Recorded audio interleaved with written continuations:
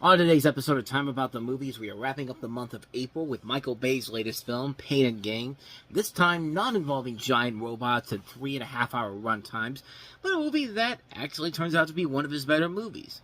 Does it make it a great film? We'll touch on that as we go along here. We also have Robert De Niro, Diane Keaton, and Robin Williams in an ensemble comedy, along with many other actors in The Big Wedding. Matthew McConaughey stars alongside Reese Witherspoon in Jeff Nichols' Mud, and we also have Kon-Tiki from the director of the recently released Tron Ares.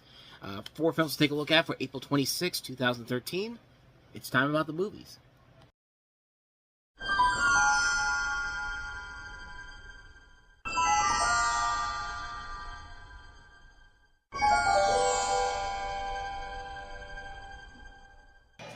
A lot of movies, I know what I'm doing. Why the police here? Somebody called about a black guy in their yard. What do you think they're doing here? Mission abort, mission abort! Welcome to Time About the Movies. Today we are taking a look at the 4 films that make up April 26, 2013, and we begin, of course, with the biggest new release of the weekend, and that is Michael Bay's latest film, Pain and Gain. In this movie, Daniel Lugo, played by Mark Wahlberg, is a regular bodybuilder who works at the Sun Gym along with his friend Adrian Doorbal, played by Anthony Mackie. Sick of living the poor life, Lugo conducts a plan to kidnap Victor Kershaw, played by Tony Shalhoub, a regular at the gym and a rich, spoiled businessman, and extort money from him by means of torture. With the help of recently released criminal Paul Doyle, played by Dwayne Johnson, the Sun Gym gang successfully get Kershaw to sign over all of his finances, but when Kershaw survives an attempted murder by the gang, he hires private investigator Ed Dubois, played by Ed Harris, to catch the criminals after the Miami Police Department fails to do so.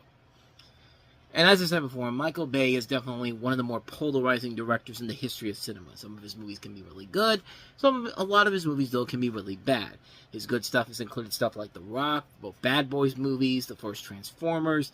His best movie, without a doubt, at this point was The Island, and his really bad stuff really comes down to Armageddon, Pearl Harbor, the Transformers sequels. So where does Pain and Gain rank in that list, honestly? It's kind of in the middle. Am I doing the 6-7 thing, which is the trend that everyone's talking about now? Which, yeah, I don't know about it either. But yeah, like I said, it's somewhere in the middle. There's a lot of good things I like about the movie, but there are a lot of bad things about it. I'll give it this. The actors overall are really good. Mark Wahlberg and The Rock work really well together, along with Anthony Mackie. Tony Shalhoub and Ed Harris are really good here.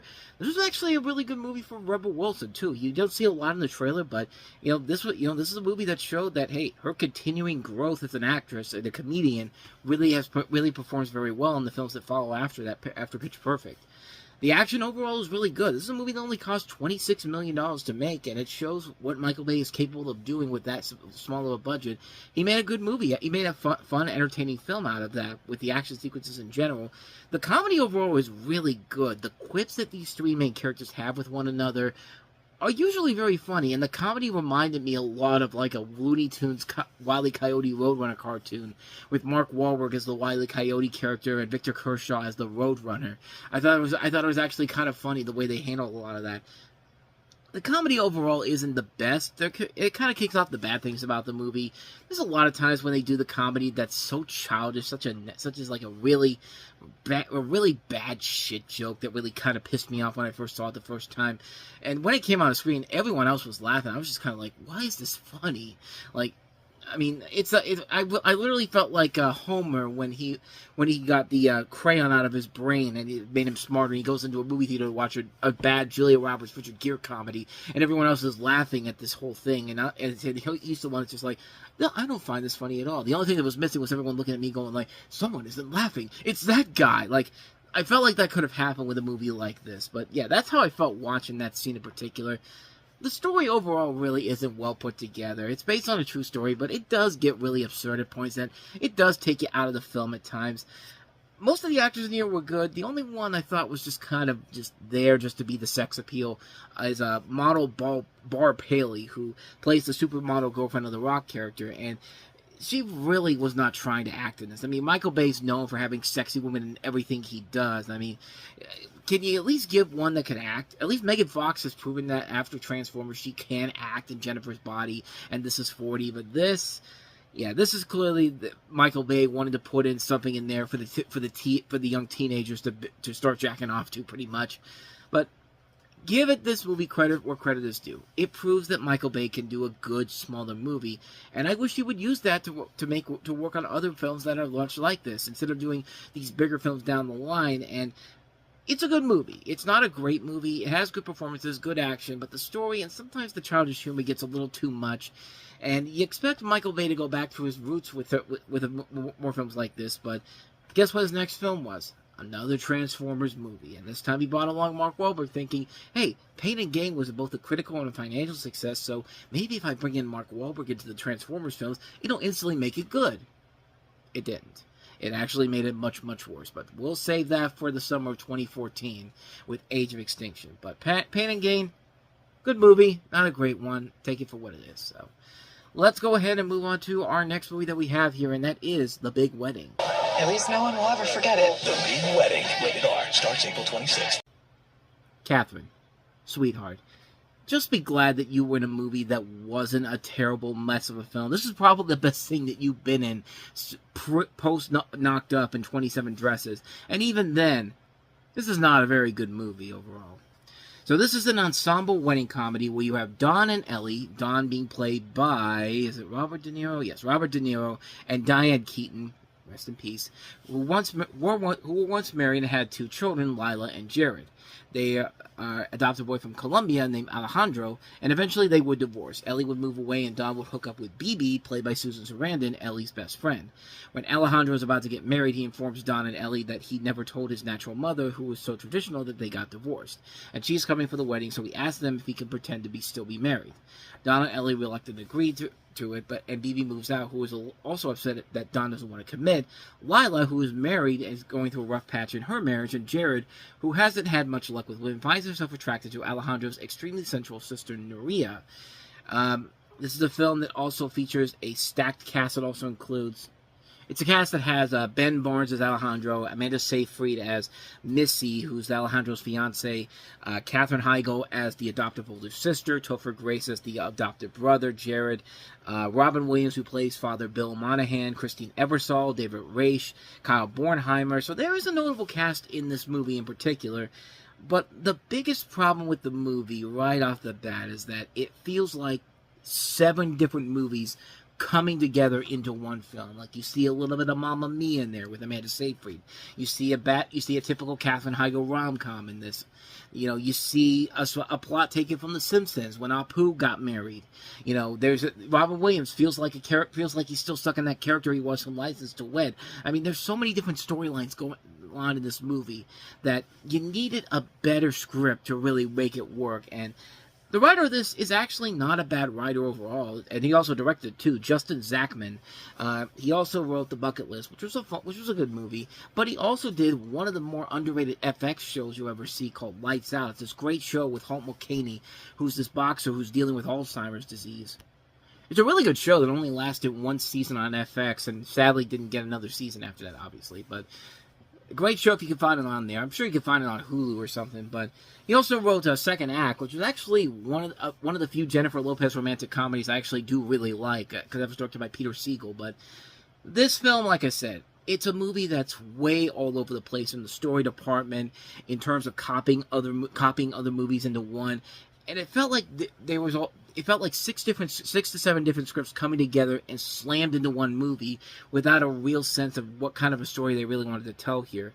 The jokes overall really aren't that funny. The actors overall are trying their best to keep it together, but in the end, you never really get the sense that they really had a good idea of what kind of a film they wanted to do here, except let's make a wedding comedy and see if we can find success with it. Because, hey, My Big Fat Greek Wedding was the big wedding hit back in the day. 27 Dresses was the big wedding hit 5 years ago. Surely we can do this all over again and make it work. And it really doesn't work, unfortunately. Despite the best efforts of everybody involved in the cast, there's just nothing there in the script that really makes it stand out or something that should make it an entertaining film. And it sadly just isn't there with this film. So, a skip on The Big Wedding. So, take that for what you will. But let's go ahead and move on to easily the best film of the week. And that's Matthew McConaughey starring in Mud. Mud, rated PG-13. And remember, kids, Mud spelled backwards is dumb. When am I ever going to use that Looney Tunes reference in anything else? honestly. But this is Mud. This is written and directed by Jeff Nichols. Jeff Nichols, of course, is the same man that gave us other movies like Midnight Special, Loving. His most recent film was The Bike Riders. And before this, he did Take Shelter, which was a very underrated Michael Shannon film. And in this movie, you have Ty Sheridan and Jacob Laughlin playing a pair of teenagers who encounter the titular Mud, played by Matthew McConaughey, a fugitive hiding on a small island, and agrees to help him evade his pursuers. You also have a cast that includes Sam Shepard, Michael Shannon, Joe Don Baker, Sarah Paulson, Reese Witherspoon is in this movie too.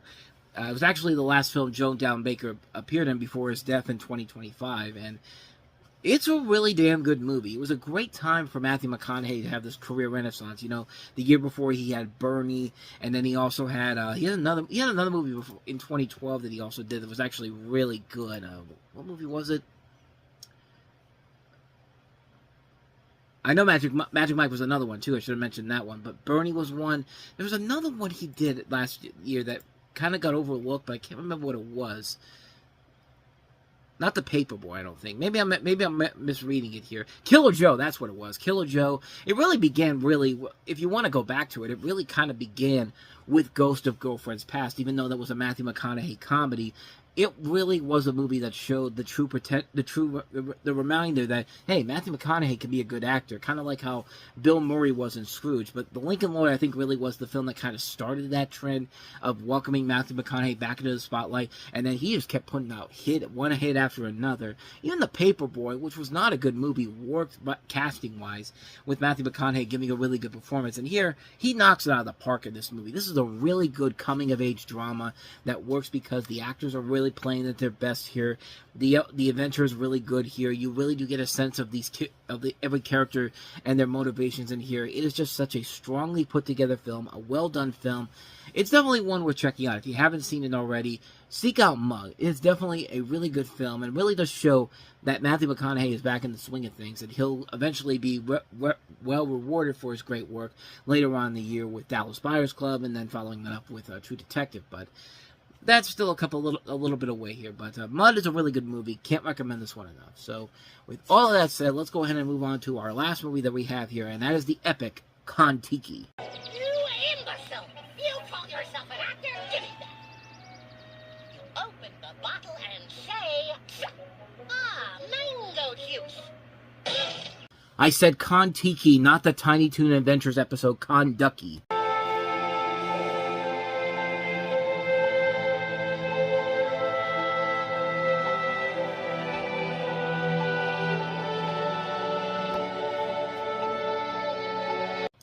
Though, to be perfectly honest, most of us probably even knew what Kon-Tiki was solely because of Tiny Toon Adventures. I mean, that's pretty much a given at this point if you grew up in the 90s like I did. But this is Kon-Tiki. This is a story about a Norwegian explorer, Thor Heyerdahl, who crosses the Pacific Ocean in a balsa-wood raft in 1947, together with 5 men to prove that South Americans back in pre-Columbian times could have crossed the ocean and settled on Polynesian islands.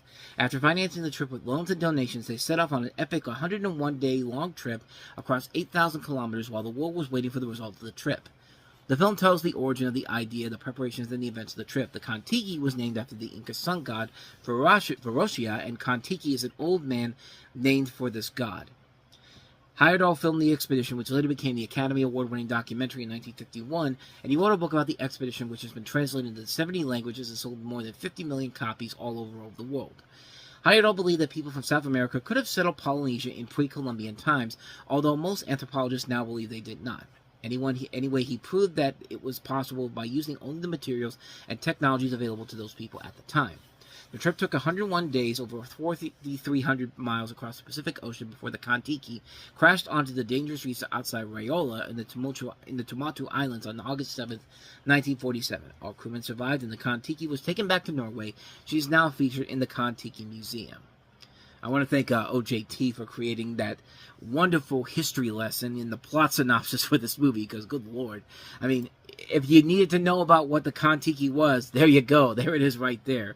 But this is actually a pretty good movie, a very stylized, really cool-looking movie that's a very small-budgeted film disguised as kind of a big-budget epic movie. It's directed by Joachim Roning and Espen Sandberg, who these two would later work on some go ahead and work with Disney on some projects, specifically Joaquin Roning, who did Pirates of the Caribbean, Dead Man Tell No Tales, which was not a great movie, Maleficent, Mistress of Evil, which was not a great movie, and Tron Ares, which, say it with me, folks, was not a really good movie. I have taught you all well, but yeah, those movies he made later on were not great, but this one is a really good movie. It reminds me a lot of District 9, how you could take a small budget and create a big sweeping epic of a movie with the little budget that you can, and it makes for a very intriguing movie. If you never knew the story about this is a really good way of figuring out how to tell the story and really show the possibilities of what you could do with such a small budget. And this film really does knock it out of the park very well.